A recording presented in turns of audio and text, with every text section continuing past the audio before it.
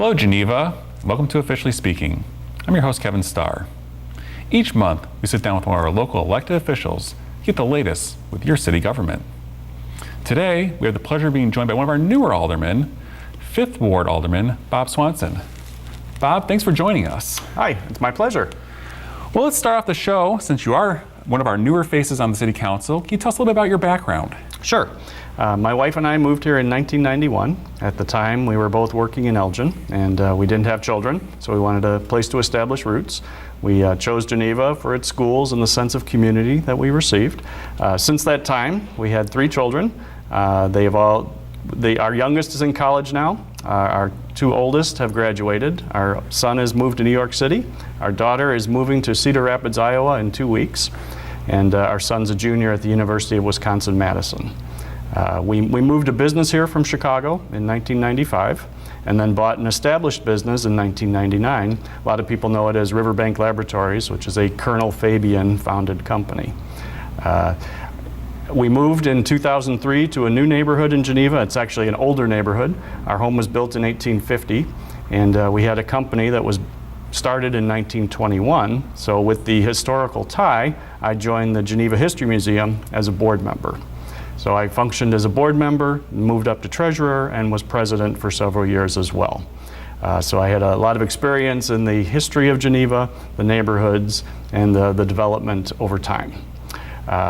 Since that time, we rezoned a building. We had to move from our location on Route 31. So we bought a building on 8th Street and had to rezone that to industrial. And that was my first introduction into the inner workings of the city. I worked with the building department, the city councilman, the mayor to achieve that, and it allowed us to keep Riverbank Laboratories in Geneva. But it also gave me a taste of city government, and I thought I liked what the city did for me, and I wanted to participate in city government moving forward, hence why I ran for alderman. And since you've been on the council now for a few months, how would you summarize your tenure so far? There's a lot to learn. There's a lot going on behind the scenes with city government that obviously as a new person I need to get up to speed on. You have the roads, the water, the electrical, and the various decision making that is going on constantly on a weekly basis. But it's been interesting, it's been fun.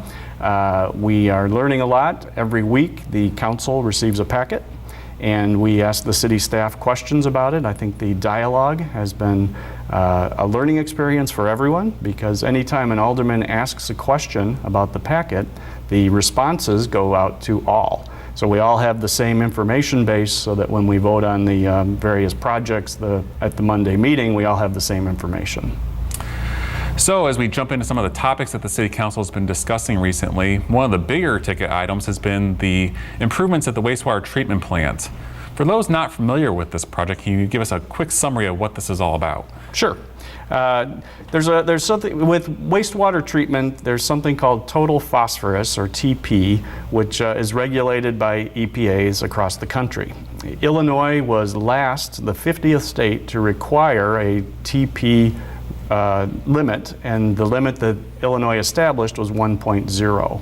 Geneva's wastewater treatment comes out when it's discharged into the Fox River slightly above that 1.0 threshold, so therefore we had to make some modifications to the system. The $10 million project is going to allow us to do that and achieve less than 1.0, which is I believe milligrams per liter, going forward by the 2019 due date, and also would establish possibly being able to achieve lower limits if the law changes in the future. For example, Wisconsin has a 0.75 limit, which is much lower than the 1.0 that Illinois recently established. So going forward, we will be close to that 0.75, if not 0.5, if the law changes in the future. And the whole point of it is to give more health to the Fox River by reducing the amount of total phosphorus. It changes the amount of oxygen and algae downstream. So it's accomplishing a good ecological factor. Another issue that the City Council tackled this summer, actually started previously in 2016 prior to your arrival on the council, was the parking fines in Geneva. And the City Council decided to review that structure along with the police department and made some modifications this year. Can you summarize what changes were made and why that was done? Sure.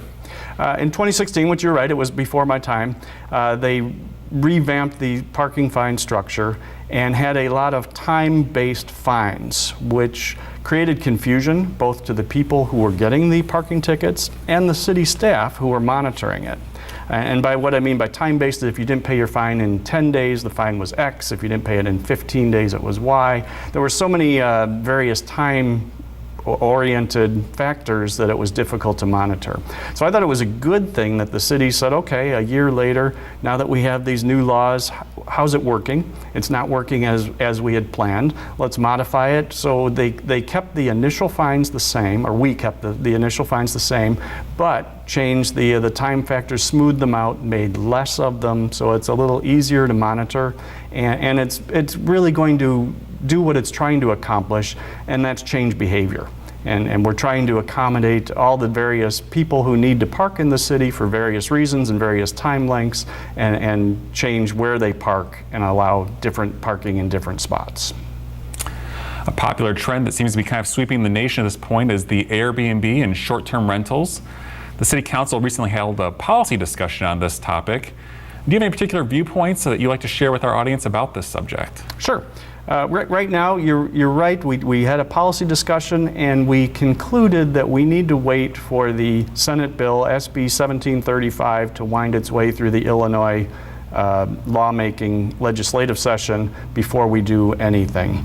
The reason is that law could perhaps be more accommodating to Airbnb type rentals, and if we were to make any regulations we might have to revise them.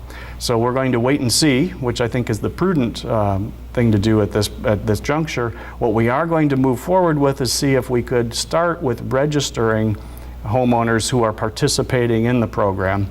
And it's mainly from a safety standpoint, so that the police and the fire know where there may be additional people or staying in the event that an emergency happens. And one of our last topics of our show is going to be about revenues, and the state recently passed their budget this summer, which was a good thing. At the same time, there's been some changes as far as the amount of money that comes to the city and how that impacts our government. Do you have any particular viewpoints on how the city should be addressing revenue going forward? I do.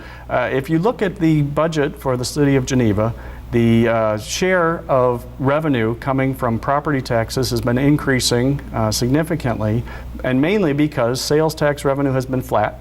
Our sales tax revenue is lower than it was in 2005, and also the income tax sharing from the state of Illinois has been flat, or even could be threatened going forward. So with the property tax owners paying more in taxes over the last 10 years, I think we need to take a look at where we could obtain more revenue. Sales tax is threatened, income tax is threatened, so we need to look at how much we're taking in from the sales tax, perhaps having a referendum or a places for eating tax. So I think right now the theory of the City Council is that we need to pursue both so that we're not reacting in the future. And what I mean by that is if we were to go with a referendum for an additional sales tax and it fails, we need a plan B. And instead of reacting at that point, I think we would prefer to go for the referendum and also have the places for eating tax ready to go if need be. But in the future, I think we need to reduce the reliance on property taxes to fund city government.